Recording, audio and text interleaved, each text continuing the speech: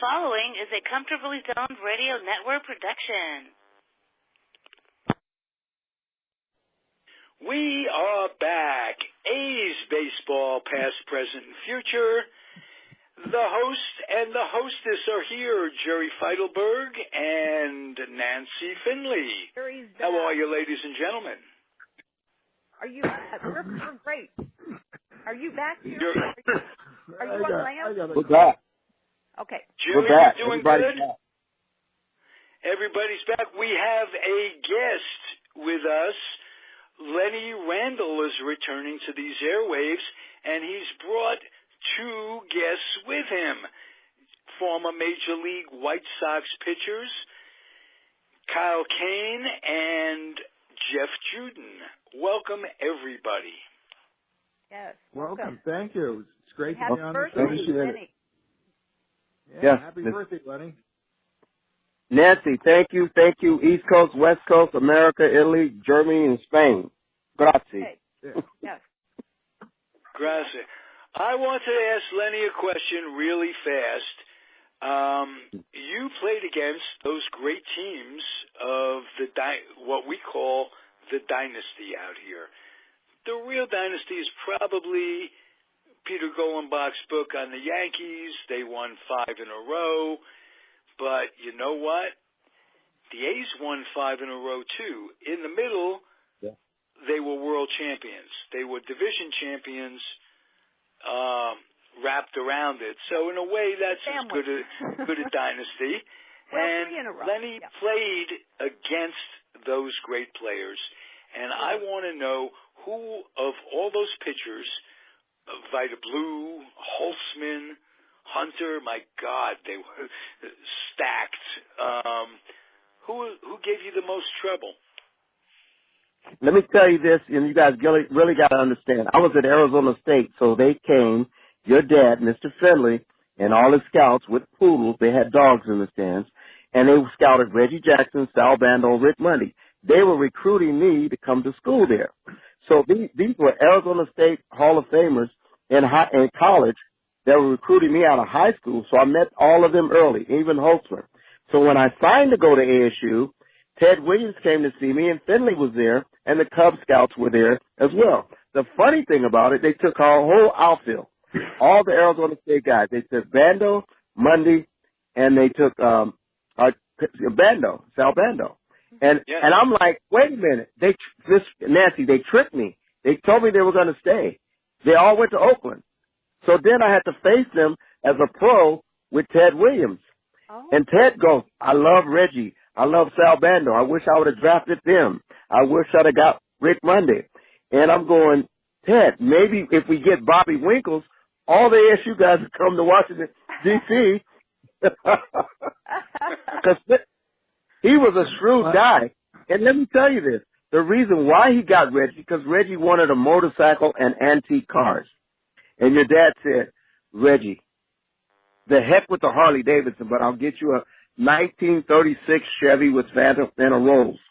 But don't do the motorcycle. Yeah, and Reggie went out and bought a motorcycle. With the A's. He was with A's, Oakland A's. Yeah, I was never allowed to ride on a motorcycle. Too dangerous. Yeah. Yeah, why did he have the fear of you riding a motorcycle? Oh, my God, because of, insurance. She loved her. Yeah, right. I mean, just overprotective. I couldn't even sit out where the foul balls might go. I had to sit up in the suite. And Nancy, in the world that we live in, being overprotective might not have been such a bad idea. That's true. That is true. Nancy, all the Raiders and Oakland A's had motorcycles. They all looked like Harley Davidson roughnecks. I know. You guys had beards, mustaches, you had goatees. We were almost scared of some of the guys before we went on the field. Yeah, that was the home of the Hells Angels, Lenny, back in the day, back in the 70s. Oh, yeah. Yeah, but the Oakland A's had that look. They had the handlebar mustaches. They had the goatees. Remember, Charlie goes, whoever grows the most hair gets a raise. It was the goatee. No, it was the handlebar mustache. Handlebar, yeah. Yeah, he liked the barbershop quartet thing. Yeah, you guys were the first guys with beards. The greatest mustache in history of baseball, at least in my time, is Raleigh's handlebar mustache. That was groomed. No question. How much time did he spend on that thing? It must have been hours. It must, you know, you don't know, if you don't even know if you can grow one until you try. That's what I found out. All the guys thought they could do it. Oh, I thought you were going to say from personal experience. You scared me, Nancy. No, no, I remember that some couldn't. And I never realized you have to have the right hair texture for it. Right. Yeah. That has... Nancy, remember Gene Tennis? Gene Tennis tried to get a mustache. And Charlie, your dad said, whoever gets the most hair between you and Ray Fosse starts as a catcher. Did he mean beard? Did he mean, because we didn't do, they never had, well, you know, the men in my family never had beards or mustaches. So I wondered if they let the players grow beards. No, it was a marketing tool. Mustaches as a protest first, and he was smart enough to go with the flow. In other words, they were saying Charlie's policy was no hair, and they bucked the system. But and what did other teams have no hair? He was smart enough to just say, he was the first guy. You can't beat them, join them. Yeah, do the handlebar and you'll get some money. Yeah, he made a Ronnie got $25,000 to show his mustache waxed. Wow. Yeah. Later on, I think Charlie only paid them $200. I remember it was $200 or $300 or something like who that. could do that? Yeah. Yeah, he's not going to pay him $25,000 for a mustache. Well, that's what he paid a player for the season was the $25K back in the 70s. Yeah, but exactly. They but that caught on, and that gave them some national prominence, and it even gave them a Sports Illustrated picture with Lenny. Charlie Finley is Nancy's uncle. Yes. Her dad is Carl Finley, who actually ran the team out here. They were like twins. Yeah, they were CAF and COF, yeah. But Nancy, you got to realize something. He changed the game. He was colorful. He's like Barnum and Bailey Circus, but you guys played well. Yeah. You guys were an intimidating show. You had elephants on the field. You had yellow and orange balls on the field. You did out-of-the-box stuff. Today, he'd be in an asylum, because they couldn't understand it. But he was ahead of his time. They understood that he was responsible for the DH and uniforms, and really, we bought them. I know most baseball people did, the early, the look and what happened. He wasn't the only one. The White Sox, Bill Veeck, put the shorts in and what have you. But it's come to be with the colors, and that's Well, those yellow uniforms. When we played against the guys and they had those yellow fools on, it scared us. And then they would switch in batting practice and go from yellow to green, and then they switched to go from all white. They had their own personal valets. One time, Billy North wore the wrong outfit out there, and he got fined. Okay. Well, think about all the bleach we had to pay for. I mean, I look at that and think, okay, we wanted the white uniforms, okay. To me, that's a hassle to keep clean with all the turf and everything. But well, let me tell you something that Charlie doesn't get credit for. He not only built that team with North and with Monday and what have you, in Kansas but City. he made some terrific trades that worked out well for both teams. He traded Monday and ended up getting Ken Holtzman.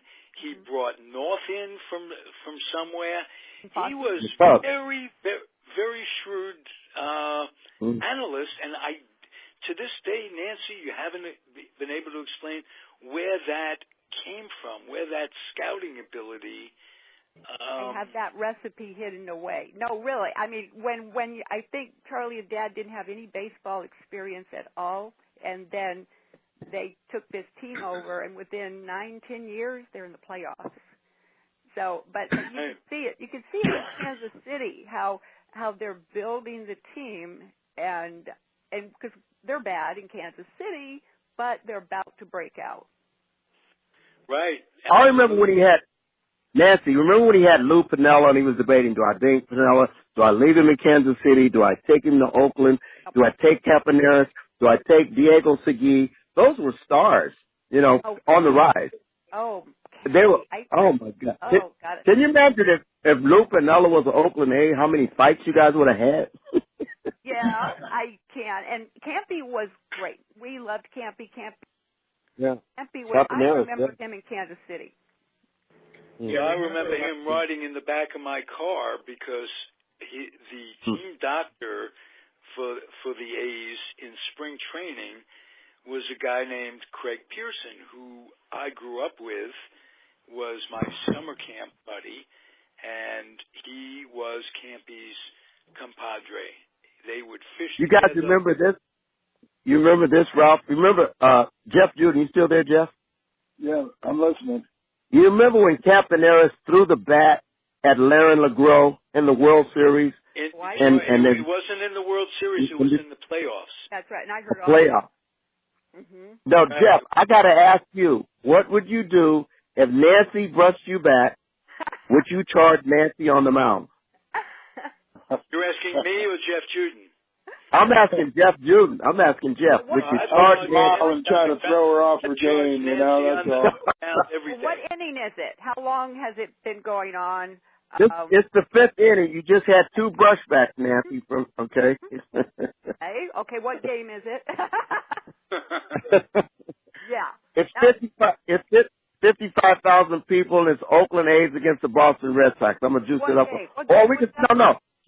Let's just go with Jeff was a Dodger, so we'll make it a Dodger thing. Okay. Jeff Juden was a pitcher for the Dodgers, and you were the hitter, Nancy, and your name is Nancy Campaneris. Okay. And Jeff throws the ball and hits you in the rib. Oh. Now, Nancy, would you charge the mound at Jeff 6'8", 248, 285? Because Larry LeGros is 6'6". I wouldn't be thinking clearly. I would be hurting. And, yeah, I might. I mean, you would charge the mound, right? You would go after. Let's talk a little geography, Lenny. You're a world traveler, and Jerry Feitelberg recently returned from a 6-week cruise around the world. Talk to each other. That's why Jerry's so quiet. He's laid back. Jerry's going to say a little bit to us about how it feels to come back to Oakland after. That's what I want to know. You were on the road 6 weeks, literally touring around the world. On a cruise. No, we were gone for 6 weeks. We started in Cape Town, South Africa, and beautiful. We had a wonderful time. We made 4 stops in South Africa. We went to Mossel Bay. We went to the city of Durban, Port Elizabeth, Richards Bay. We went to a Zulu village, and we learned that the Zulus are very fierce people. They know how to make spears and shields. And the slave traders wanted no parts of the Zulus. That's why the Zulus were not taken as slaves. That's a good thing. A little further north in Mozambique and Tanzania and Kenya, the Portuguese, the British, and the Arabs were all fighting amongst themselves over who they were going to get the slave trade business. And when we made stops in cities like Dar es Salaam and Tanzania. We went to Maputo and Mozambique, and the most interesting of the cities that we went to was Zanzibar. It's an island off the coast of Tanzania, and we went we were taking us to, and they have an Anglican church built on where the slave trade took place, but they also retained. They have a monument to the slaves, and to see the statues that they have in chains was terrible, but going down into the room where they kept the slaves was inhumane. I thought that was the west coast of Africa. That was absolutely dreadful. We were in a room maybe 300 square feet. They'd have 75 or 80 people all chained with no place to urinate or to do anything. And so many of them died. And it was just horrible to see it. And it was very memorable to go there. It was worse than the Holocaust, and I've done that trip pilgrimage. And two of the guys that I know of, Olajuwon and Matumbo, they're from that Zulu tribe, powerful people. They have a different mindset. Their languages are like 4 and 5 language people. They have a power thing. I don't know if it's inherited or daddy or mom or whatever, but they're like self-contained businessmen, self-contained warriors. They don't sell out. They were a non-selling out group. Now, Fez and Rabat, I don't know if you remember the Black Panther Party, Huey Newton and all those guys. Yeah. They used to leave Oakland. My book, Lenny, he was my neighbor. Okay, anyway, that's in my book. Go ahead. Well, your neighbor flew to those countries and got support. Yeah. And so did Angela Davis. They flew to those countries, and so did Arthur Ashe, just to find out about the heritage and power of that tribe and those people. Because they were spiritually strong, mentally strong, and they couldn't break them. The British couldn't break them. Napoleon. The New Zealand Maori. Yeah, Napoleon. Mm-hmm. They were self-contained. They were a great study for the Fez and Rabat and the Mozambique people. To this day, I'm working. Go ahead. I'm sorry. Too bad other tribes. I mean, it's too bad that wasn't the way with other tribes, because what gives them so much strength and power? Let me tell you, man weakness is women and money and food. Oh, wow, there should be a book. Not necessarily in that order. Yeah. Well, or necessarily in that order. It depends on how. Well, Ralph. What's happened lately? I know. I always say that guys are simple creatures. They love sports, sex, cars, and women. And that's it, and forget the rest of it. You know, whatever else they do is just secondary to those 4 things. We're very simple. I bet the Zulu people, the Zulu men could probably resist that. The Mazulu men and the Mandingos. Remember the Mandingos? They were another powerful group. But they sold out. I remember the book Mandingo, which was incredible. Shaka Zulu. Very powerful. Yeah. But I got to tell you something, guys. I got to tell you, we get off the bus in Zanzibar, and we're outside. They had a fish market, a meat market, a produce market, all rolled into one. And we're there, and a guy comes riding by on a bicycle, and he's wearing a Golden State Warrior jersey with number 30 Steph Curry on it. How's that? How's that? Yeah. And then when we're inside the market, I couldn't get a picture of the guy. He went by too fast. But we're inside the market, and there's a guy wearing a Boston Red Sox T-shirt. How's that? Ouch. Miles away. Well, Lenny will tell you about the internationally sports is thriving, and guys, amazing. Am I right about that, Lenny? Yeah. Listen, guys. Jeff's been to Cuba. He sent a group to Cuba. Cuba's now, and Puerto Rico and Venezuela and Dominican Republic has invaded Europe and Holland and Sweden and Amsterdam. For baseball and just to live. Okay. Yeah, I mean, you can live a 5-course meal, $5, $2. You can sell Gucci or Armani clothes, get them right out of the factory, and go on the street and sell a scarf and make $50 to $100 a day because they undercut the price. You know, the real price might be $5, but in the store, you go in there, Nancy, it's $500. So when they give it to these guys, the merchants or guys off the boat or whatever you want to call them, refugees, I call them employers. They call them refugees. I saw 250,000 of them in Sicily. So I said to the president of the league, I said, look, hire these guys to sell T-shirts and hats and give them a job and a place to stay and take them out of the stadium, turn the stadium to a multi-million-dollar business because they want to work. Yeah. They don't want handouts. Nobody wants handouts. They want to work. So when they go to these countries, all of the South American countries, Ralph, found out about this. And now, no passport issues, no Trump issues. Listen, if you got an Italian flag, you can go if it says Gucci, Armani, and Louis Vuitton, you can go any country in the world, even Korea. Really? Oh. Yeah. And the thing about that country, those countries, because you're in Mozambique, and they're trying to leave Tunisia and those other areas to come to Europe.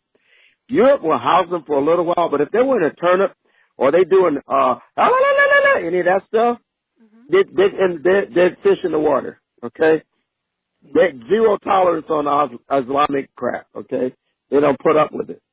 You don't hear any drama about the Pope getting shot or drive-bys or none of that, right? Am I right, guys? Think about it. Oh, yeah. No, I haven't heard anything in that about. You hear about French getting bombed, and you hear about London and those other. You don't hear that happening in Italy, right? Am I right, guys? Think about it. So they're obviously doing something right. Protects Italy. Protect zero tolerance, guys. You in the water and you coming in here and they don't inspect it, and you in a turban and you going whatever. You got to answer to Giuseppe, okay? And Giuseppe has a zero tolerance and 2 dogs and a Uzi, and he'll shoot you and ask questions later, and then he'll kick you and go, "Are you dead? Are you dead? Are you still talking?" Yeah. So get back on the boat and go back to where you came from, because we're not putting up with it. We don't need that work. We got to employ our own selves. It's a zero tolerance. Mozambique, those areas are so wealthy with minerals. Well, diamonds, minerals. Yeah. Diamonds in South Africa. Don't diamonds they have, gold. Isn't there a way to obtain that, some benefit from that resource? They're benefiting with certain governments only now, because since the new administration, they're like cutting back. Okay, so you don't want to come here, then you can't come here. So we'll deal with these other countries since you're treating us this way. So, you've heard of cartels and you've heard of cutting off payrolls and you've heard of border patrol increases and all that stuff. All that stuff is now trickling down to backfire on, well, if Americans don't want us to come there, then they can't come over here either. Well, I know we go over there to buy anything that says Mozambique with gemstones. It's expensive. It's expensive, guys. Ivory is expensive. The dollar right now is 75 cents. I tried to send a bat over to Europe. I used to send them for $100. One bat. Guess how much it costs now? $400. Wow. Really? That's unbelievable, Lenny. Huh? We don't want your wood. We'll make our own. Oh, my. I didn't see any baseball stadiums over in those countries. The kids No, you'll see soccer and basketball and boxing. Or if you're in the British and area, cricket. they have some cricket. And tennis. Yeah. Yeah, cricket. That's about it. Excuse me, I got a cold yesterday. They have, but actually I could see Africa having some really dynamite teams if they ever got on board with baseball. Well, they are. I have a buddy named Eddie Arizo. We go there and they try to put together. They signed 2 kids out of. You remember that movie where the guy throws a 105-mile-an-hour tennis ball with his racket, and they had a game of baseball, and now he throws a 101-mile-an-hour baseball? Yes. Well, they're finding out that the tennis players are great pitchers. Oh. So in Mozambique, there's an abundance of training camps going on, MLB not sponsored. These are just guys from Italy that have a federation, and they take federation down, and now they're signing these 100-mile-an-hour pitchers. 5 of them right now just got off a boat in Sicily, in Palermo, and I got pitchers. And they're going, Lenny, how can we get them to America? And I'm going, hold on, because if they come, you get 7 relatives. Well, let's see. If they're really good, they'll get over here. But, they're throwing 100 miles an hour, but you gotta house them, feed, and the whole bit, and there's a lot to go with it. And then the visa issue. Are they coming over as a student? They're coming over as a business? They're coming as a merchant? They're coming as a player?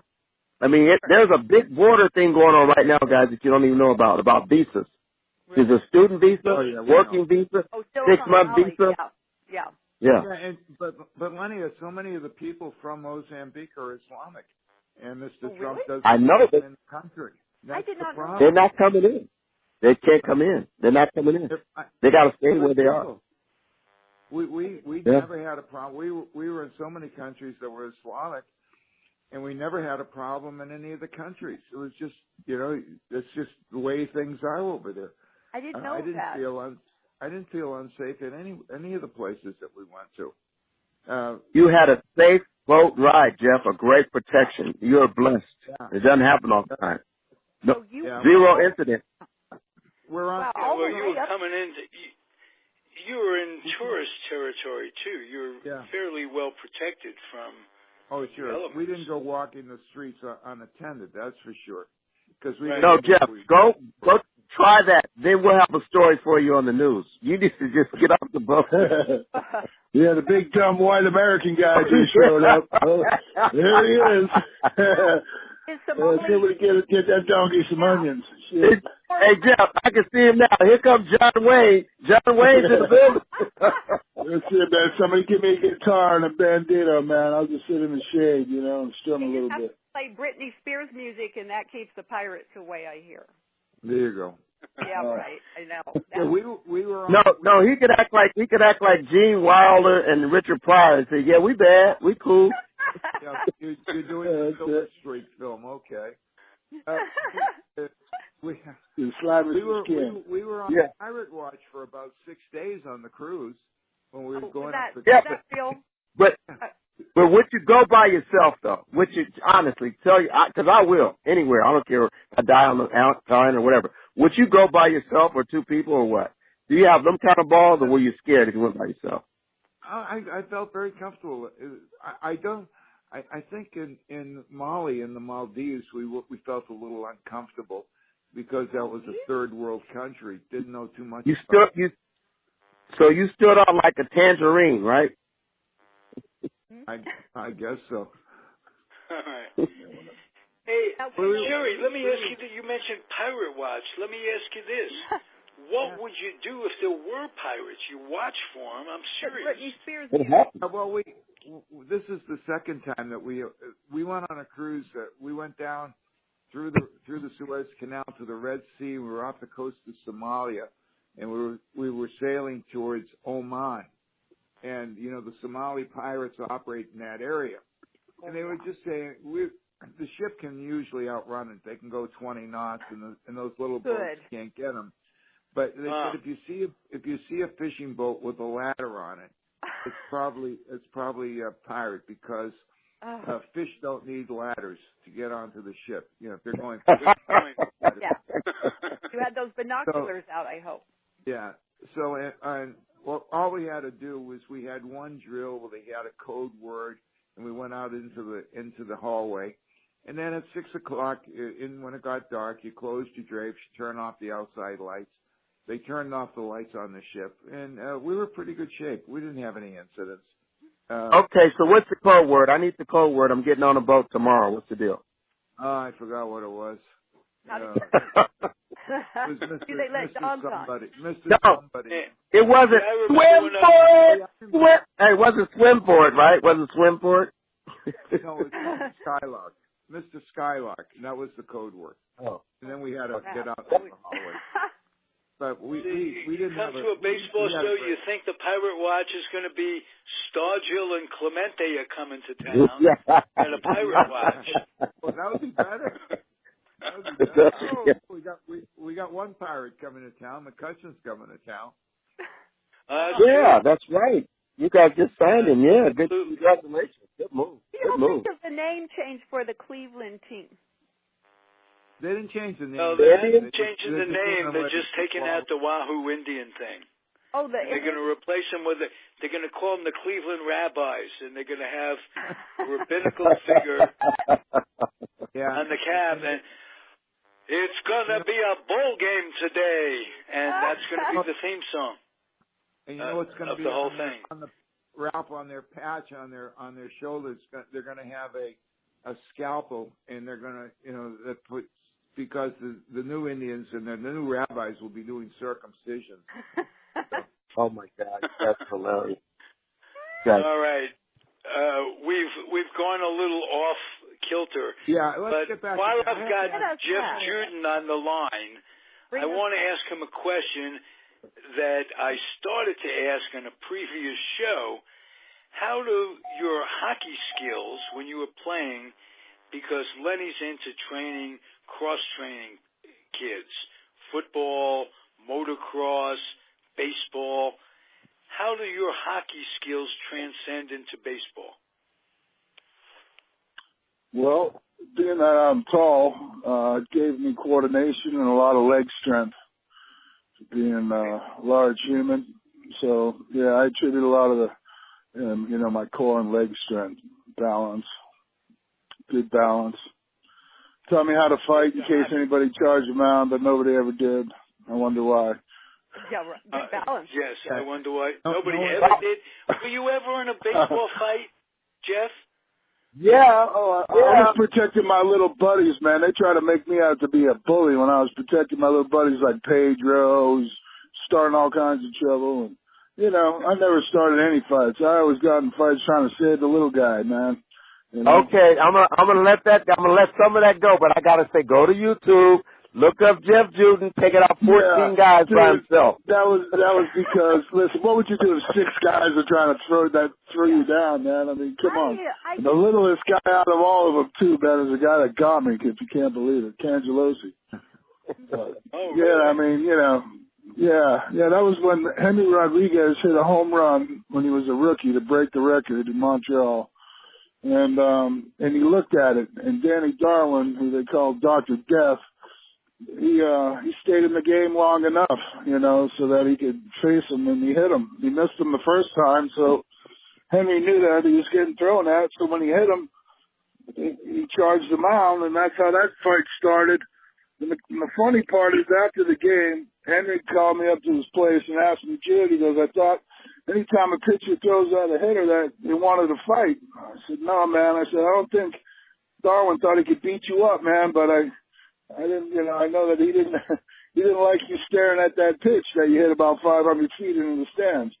That was about it. You're 6'7", so not on the field, but off the field, if you're, say, eating dinner in a bar, do you ever get drunks come up to you and just want to test you out because you're 6'7", I remember that with our guys.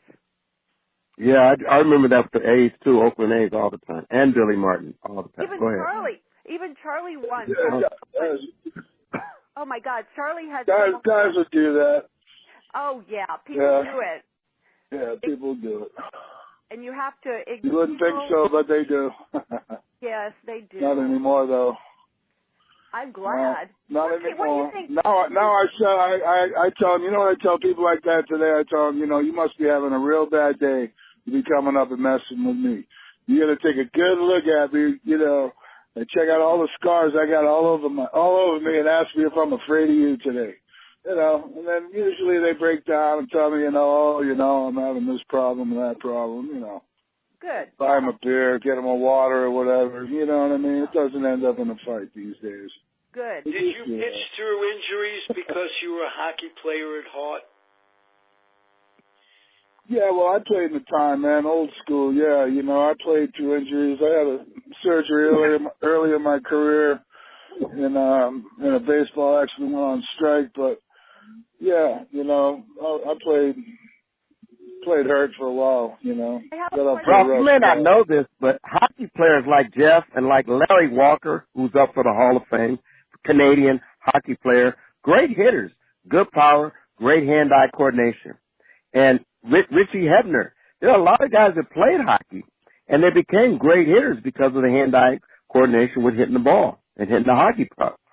It's amazing. And just that hand-eye coordination. I had a friend, I lived in Danville, California, and his name was Stan Gilbertson. He was playing with the Seals at the time, and we'd get together and just have a beer every now and again, and he said, why don't you teach me how to play tennis? I've been playing amateur tennis for a long time with no particular skill, and I went out there and taught him how to play tennis one day, and within a week he was kicking my ass. I'd playing 15 years, just those quick hands. Hand-to-eye coordination is everything in sports. I have an important question for all of you now that I have you here. This just occurred to me. Bullying is still happening in schools. I hear about it. And but now it's social media. And, schools say they don't tolerate it, but the schools usually want to see it happen, and they don't see it. So do you have any advice for kids who are upset from being bullied? What should, any advice on how to ignore it or react to it? Or I'm going to give you two things I've heard about, because my son's NFL and he's around like Reggie Bush and a lot of the guys with the Vikings right now, and we're still talking to them. And they do that. Like Deion Sanders talks a lot of smack. Everybody knows that. So that's another form of bullying. You can call it swag. You can call it cocky. You can call it bullying. But if you can't take it, then you need to go to the resource and say, look, dude, leave me alone. Go get somebody else. I can't take it. And if not, I'm going to retaliate. Now, in high school, we deal with a lot of high schools. I don't know, Jeff, you got two boys. And if one brother is better than the other brother, that's inside the house kind of bullying because they just tease each other. Yeah. So when it goes outside the school and it stays outside the school until it gets cyber, and like a girl kissed Johnny and Jeff Juden in the cafeteria, and Jeff's writing back, oh, I didn't know that was her boyfriend is mad at me. Now, Jeff's got to defend his man. He's a 12th grader. And then the guy doesn't even know Jeff. And then when he sees Jeff, he goes, no, I'll leave you alone. He's 6'7". He's 285 pounds. Oh, yeah. I won't, and you go to the source because it has a source. When you go to the source that's putting up the cyberbullying, you have to tell an authority immediately, your teacher, your principal, or your dad or mom or priest or rabbi, whoever. Tell an adult, and it'll end right away. And if they don't, slander, it's illegal. It's slander. You know what I mean? That's what it is. Yeah. And if you tell them I'm going to turn you into the police will go after them. Right. And if it's slander, you can't do that. It's in writing. Yeah. Well, it sounds like we're talking logic, but in the day and age that we live in 2018, there have been, in a month, there have been 11 school shootings. I read that.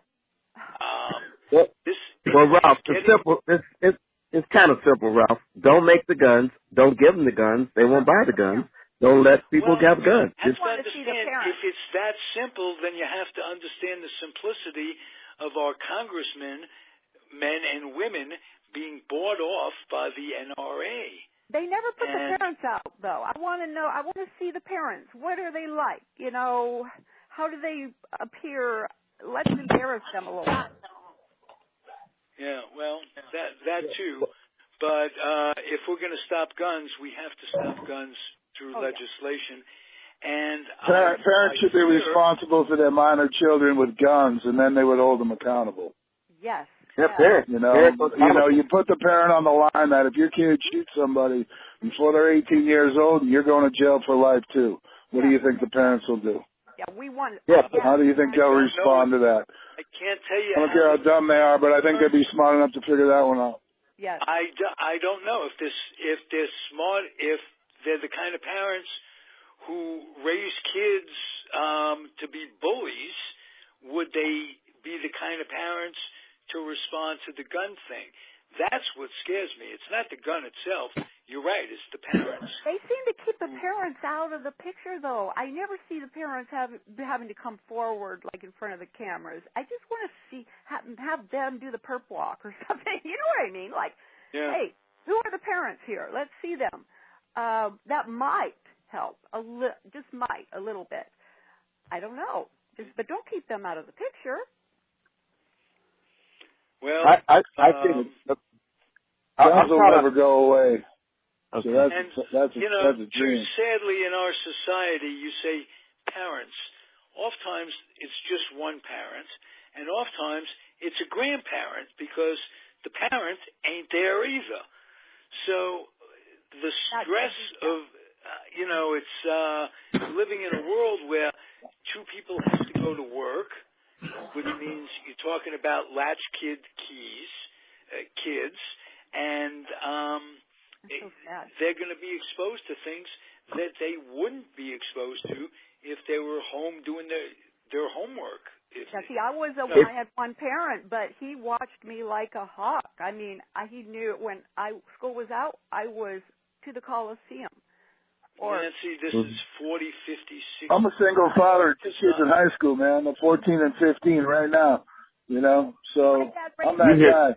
But let me tell you something. I got them well under control. Yes. There ain't a gun in the house that they can go ahead and shoot, okay? Good. You know, and that's it. You know what I mean? Do they bully people? No. I mean, I had my lunch money stolen when I was walking to school as a kid when I was in elementary school. You know, and the funny thing you used to say at this Witchcraft Heights, huh? I did. I had my lunch money taken back in the day from bullies and stuff. Huh? Like when I was walking to school as a kid, man, in like the second grade, I had some older punks that were in high school, you know, intimidate me, beat me up a little, give me the, 50 cents or the quarter I had in my pocket. That I was going to spend my lunch on. So, I mean, I can relate. You know what I mean? Nerds used to, we had a kid that was kind of handicapped. Kids used to pick on a little bit. You know, we had a tough kid in the school, and the nerds would call a retard. Well, I didn't agree with that. So if they came to me and told me, hey, so-and-so is going to beat me up because I called, so-and-so a retard, well, you better run because I might get you too. You know what I mean? But, after a while, sometimes when people get used to being protected, then they get carried away. You know what I mean? And I hate to say it, but, you give someone like, Pedro Martinez, for example, and tell him, oh, I got your back. And the next thing you know, a week later, he's running out after everybody he sees. And then I get made out to be a bully. How does that happen? Well, do I want to protect everybody? No. You know what I mean? Would I like to protect my little buddy? Only if I can trust him. You know what I mean? I had people threaten me, and Dad would keep me out of school the last day. The very last day of school, Dad would just keep me out of school because he said, you know what, nothing happens on the last day of school anyway. You're not learning anything. You're just socializing.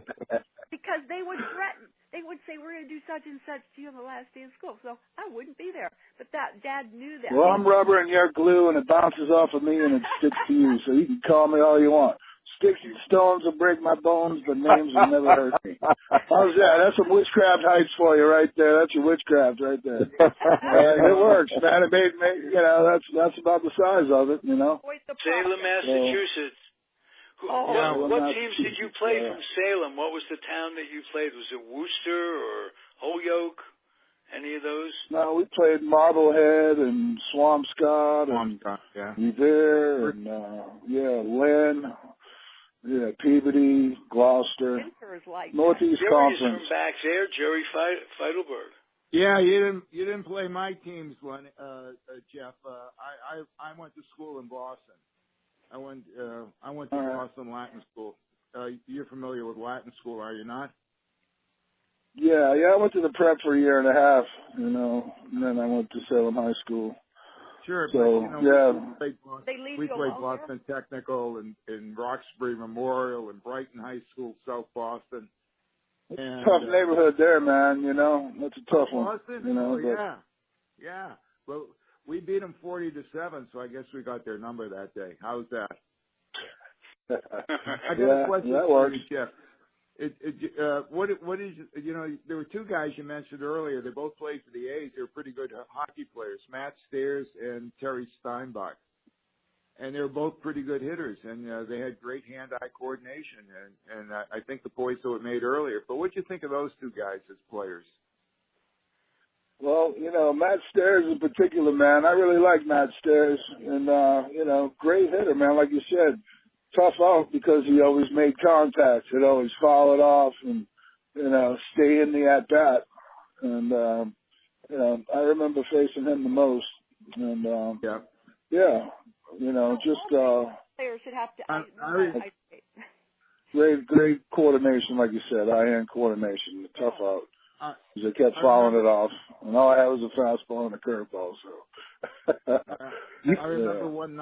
I remember one night Matt was coming up to plate in the first inning, and Hideki Irabu was pitching for the Yankees that night, and he was supposed to be this great sensation, and he laid one right over the middle of the plate. Matt took him deep, 3-run homer, and that was great. They beat Irabu that night, and I guess that was one thing I remember about Matt. But you said he was a great person, and he is a good person. Yeah, I've enjoyed knowing him. That was quite nice. Great training. And Steiny was a great guy too. Steinbach was great. I have one little about Steiny. Years ago, I had a young lady working for me, and her son was a big A's fan. And when I was with the club, I took him down into the clubhouse, and it was in between innings, and Steiny came down, and I introduced him to Steiny, and Steiny asked him if he played ball, and he said, yeah.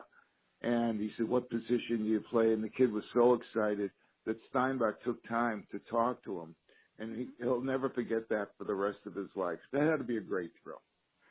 Yeah, well, I'll tell you, as a kid, I'd go down for autographs in New York. All the teams, hockey players were the most gentle. They left their chippiness out on the ice. They got all their aggressions out. And they were really nice, simple people you could sit down with in the hotel. You talk to them. Gordie Howe, speaking of him, he was an outfielder and damn near made the major leagues, from what I understand. Really? So hitting a hockey puck, same thing, hand-eye coordination. Where's the Hockey Hall of Fame? Chicago, I thought. That's a good question. It's got me there. I think it's in Chicago. I thought it was in Chicago. But. I thought it was in Toronto. Toronto. That is a good question. And see, all I have to do is say Cooperstown, you know what I mean. But like absolutely. Hockey means New York. Huh? Well, you guys got to remember, a lot of the hockey players have concussions, and they're not really sure where it is. Oh, that's funny. They had one. They're getting hit in the head. And you remember when they played with no helmet? Sure, and they don't even have the excuse. Oh. Remember when they played with no helmets? Come on, remember? I've seen pictures. I can't believe that. Well, that. it's not just that. When they started to play with helmets, there were players that would have it grandfathered into their contract that they didn't have to wear helmets, even though it was mandatory. Mm-hmm. And you'd have to think, well, they made it mandatory. It must be dangerous to play without one, but I'll continue to play without one. Jeff, did you play hockey with a helmet? I did, yeah. They had the helmets, man. The old plastic face masks were just coming out when I was playing. But I started with the metal ones, the metal grill, like a bunch of little squares and stuff, kind of. Yeah, I was happy to see the glass, when they came out with the clear glass masks. Made it a lot easier to see. Jeff, I'm a little bit older than you are, but I remember way back when the Bruins. I was a kid. I'd listen to the Frankie Primsek was the goalie for the Bruins way back when. They had the Krautline, Milt Schmidt, and Woody Dumars, and those days, none of the players and none of the goalies wore face masks. And I also got the answer. I have a friend of mine who's listening to the conversation. He looked it up. Toronto is where the Hockey Hall of Fame is located. Okay. Oh, okay. So but Guy, why is it that today's hockey guys, they get Aflac and a dental plan? Wow. I've never seen a hockey player leave the court with his real teeth. I don't. Have you guys? I mean, seriously. It's in slapstick. Right. I remember that. It's a tough sport, man. That's it. So here's my next question to the whole panel. Here's a question, Rob. I got to get this out. This is really important, guys. Now, picture hockey players get to fight and beat each other up and do that, right, when they have a scuffle. Every game. Right. Yeah. Why don't they let baseball players just let the two guys go at it till they get tired, and then just let them go at it and let it till they're tired? Yeah. Well, Jeff will tell you one may get hurt and can't play today. So hockey guys nobody saw it. You know what I mean? It happens. Just nobody usually sees that. And just blood would trickle out from underneath. Our seals. Hey, there are hockey guys are tougher than baseball guys. Go ahead. When Billy Martin would play, and he'd fight everybody, but most of his fights were under the stands between the clubhouse, the two clubhouses. Fight, though? He would get angry. I'm going to defend Billy Martin. I had him for 3 years as a manager. Great man, should be in the Hall of Fame. Misunderstood genius. Misunderstood like Dick Williams. Misunderstood like Sparky Anderson. Misunderstood Billy got angry, but did he really punch? Was he really, in a fist fight? I was with Billy at a lot of bars, guys. I'm straight out. I got so many stories. I'm telling Peter about it. I remember Billy used to get confronted. Jeff, you remember how we would go to like Carson's Ribs or Juan's and have nice little steak and the eggs or rib dinner and fries, and we did normal people stuff like going to Burger King? There's always a brute in those stores. There's 2 or 3 brutes that will. I'm sitting with Ernie Banks, Dick Neuheisel, and Mickey Mantle. And Billy Martin goes, oh shoot, here comes this guy. And this guy had been harassing him at the stadium. Okay, so now Billy's got ribs in his hand, and Mickey's going, I'll handle it, Billy. I'll handle it. The guy comes up to him and goes, God damn, Billy, I'm not a redneck, but damn it, I've been asking for you for 3 years to try to get your autograph. And Billy goes, sir, if I'd have known that, I'd buy you dinner and I'd sign a ball, but right now I got this ribs and sauce on my hands. So I can't sign it. I'll sign as soon as I finish the ribs. So Neuheisel, the attorney, goes, I'm filming it. Okay. He goes, something's getting ready to happen. Ernie Banks again. Oh shit. Mickey's pissed.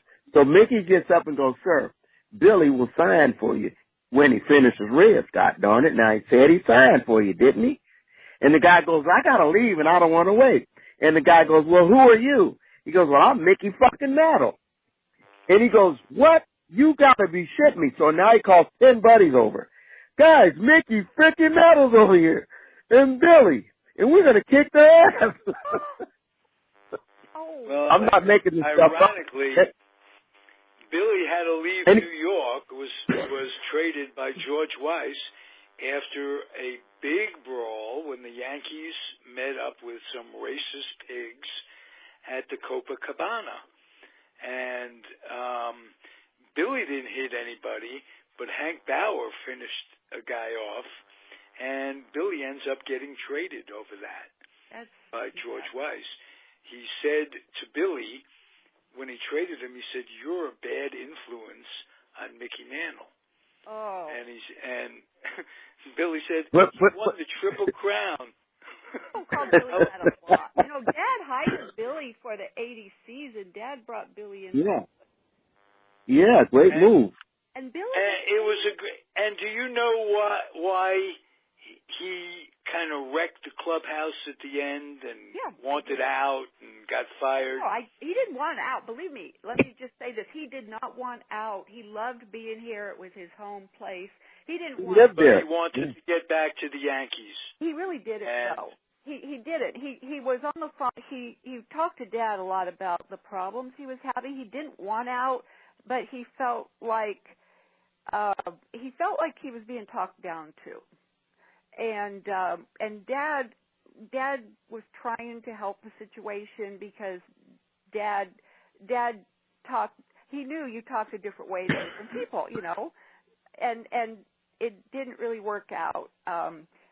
Billy had it. He'd had some drinks that night, and it just got to him, and he got really mad about what was going on. So they put everything in Dad's office, all the busted stuff, sort of like, well, you deal with it. But he treated Billy like an immigrant, like a fourth-class citizen, and Billy didn't like that. Bottom line, we had in Texas Rangers when he was there for 3 years, and we turned it around. Great personality. We knew as soon as Billy went on the field, Texas Rangers, the score was 1-0. I'd walk up to the plate guys, and they would throw him out of the game before the game even started. It was just like, well, what did he do? Well, last year, you did this last year. They couldn't forget. I mean, they just carried grievances from last year. It had nothing to do with today. And then I heard that Billy was a bad influence on everyone because of his lifestyle. Well, come on. Other players didn't have the same lifestyle at times. What lifestyle? Everybody. Billy had swagger that nobody, Yeah. Everybody's a grown man. Yeah. Well, everybody had their own way. Francona's got a little bit in him. Pinella got a little bit in him. There's a lot of Billy Martin clone managers, guys. Girardi, Torrey. There's a lot of guys that offshoots of him, but they don't get the reputation off the field. That's the only difference. Billy was getting harassed at a bar. He got harassed all the time. Billy was, when I saw Billy at social events, he was subdued. He stayed in the back with his girlfriend. He didn't. Gretchen, with Gretchen. She was studying for the SATs, I remember. No, see, Ralph, there you go. Now, look, the guy had legitimate girl. He was married, unmarried. Gretchen was his wife. He had 2 wives, and then he had a girlfriend after the divorce. Heather. Yeah, and there was Gretchen, too. I talked to Billy Jr. like once a week, Jr., and he's over the mess. He's just fed up with how they treat him because his kids, his 2 grandkids, have to leave school because of all the harassment they get still. By the way, from I know Billy his Martin. sister. I know his sister, but I don't know. She lived in Chico, but I don't know where she is now. But they're full siblings, and I think they were from the first wife when Billy was with the Yankees. So, yeah, I can imagine what he goes through. Lenny, you mentioned guys that like Piniella and Billy Martin, Earl Weaver. The umpires used to carry grudges against them. And now, And now with instant replay, and they can challenge the play, that's taken all the fun out of baseball. I miss those guys going out yelling and screaming. I mean, well, they're hiring managers that are kind of yes men too, that are just there to put in the shift and what have you. The real control is with the general manager in today's day and age in baseball.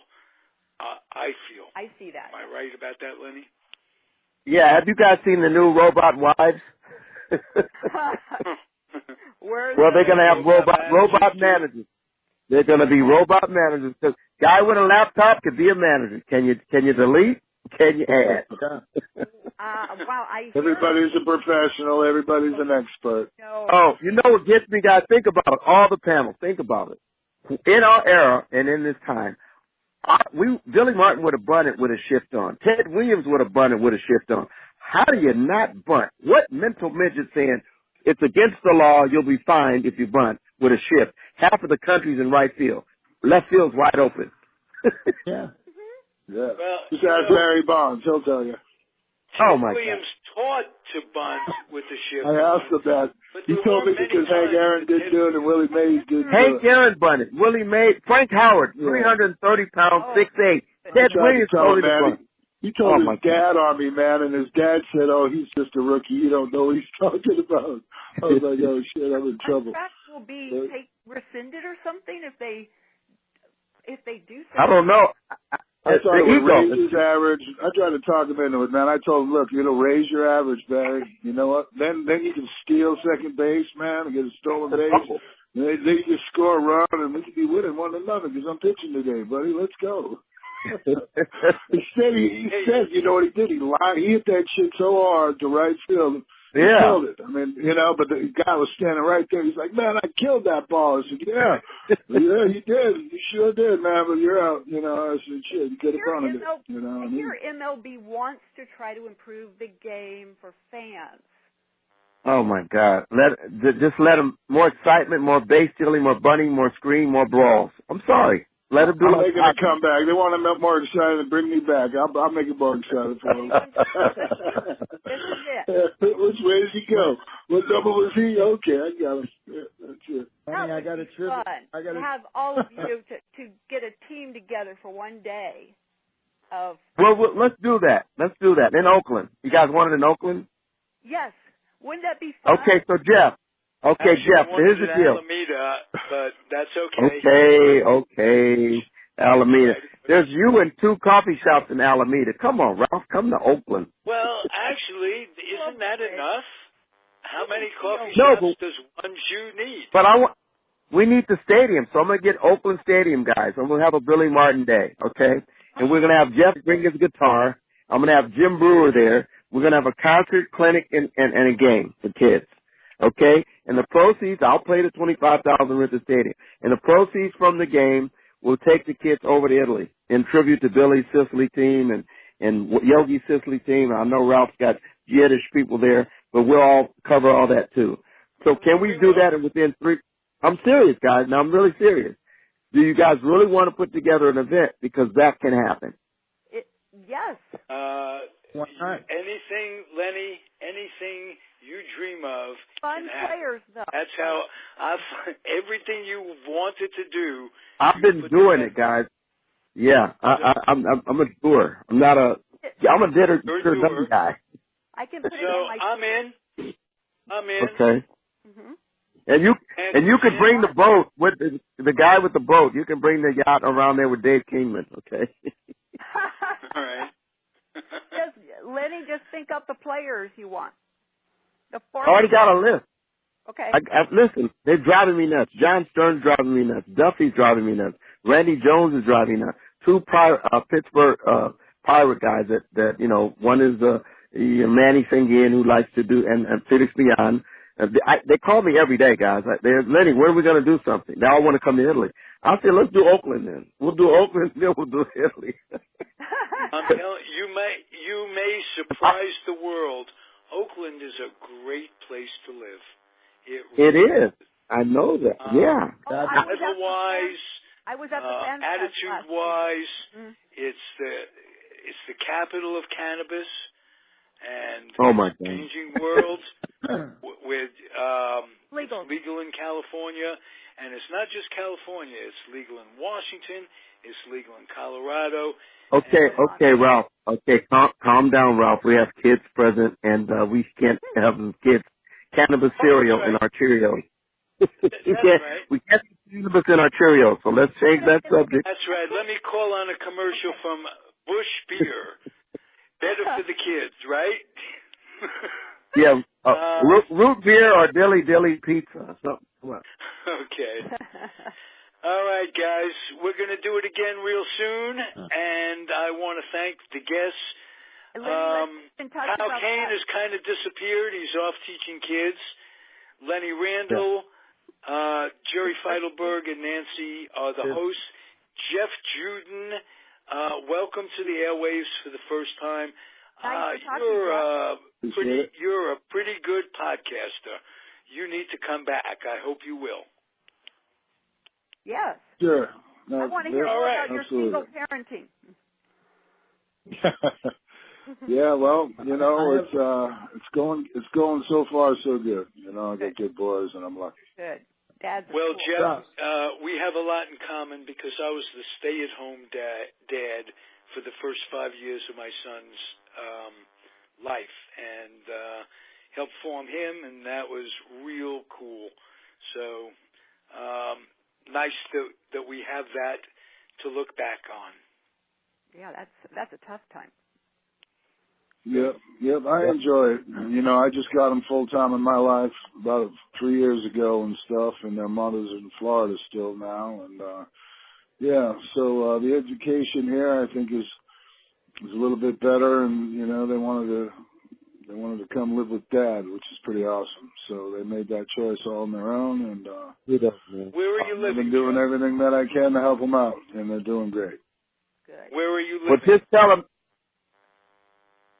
He's in Salem, in Massachusetts, Swampscott. Oh, okay. I know you're from there. Okay, but you went.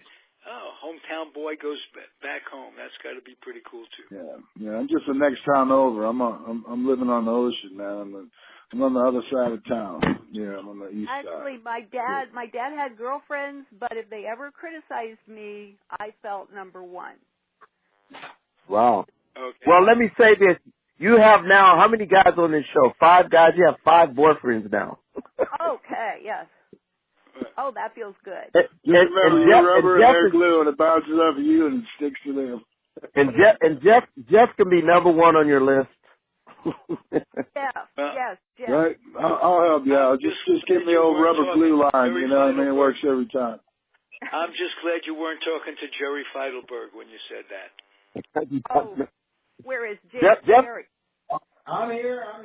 Okay. Yeah. All right. Jeff's on the boat. He's on a boat. Okay. He's going to Italy. He wants to meet the Pope, Lenny. Can you introduce him? All right. So give him my number or call me or friend me in the messenger, and we'll make all this happen, guys. All right, I'm serious. All right. Love to do it. Oakland's the place. Yeah. Okay. Yep. All right, everybody. Hey, listen, if you happy birthday, Brother Lenny. Podcast, everybody out there, the audience, if you enjoy our offerings, please box up some lightly used children's books and take them to your Head Start program wherever you live. Kids need to read. They need to develop a passion. They need to get their imagination going. They need to take their noses out of the devices for a while, and they need to be school ready. So if you take the books over to Head Start, you're really helping, and I appreciate it. We'll be back next week. It's the Comfortably Zoned Radio Network. I'm Ralph Tyko. The hosts are Nancy Finley, Jerry Feitelberg. The guest has been Lenny Randle, Jeff Juden, and the teaching, Kyle, what's Kyle's last name? God, Kern. Blank. Yeah, Kane. that's it. Yeah. Kyle Kane, who I was going to ask him if he ever pitched in King County in the Midwest League, but we'll have him back on, Ralph. We're going to have him back on. He'll be part of the trip. Please do. Thank you, Lenny. We'll talk to you next week. Have a happy birthday. Yes. Hey, happy birthday, everybody. Tomorrow's your birthday, too. Thanks, Jeff, for blessing us. Thank you, host and hostess. Okay. We'll be back next week.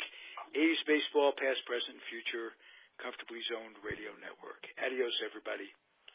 Bye-bye. Adios. Ciao, ciao, ciao.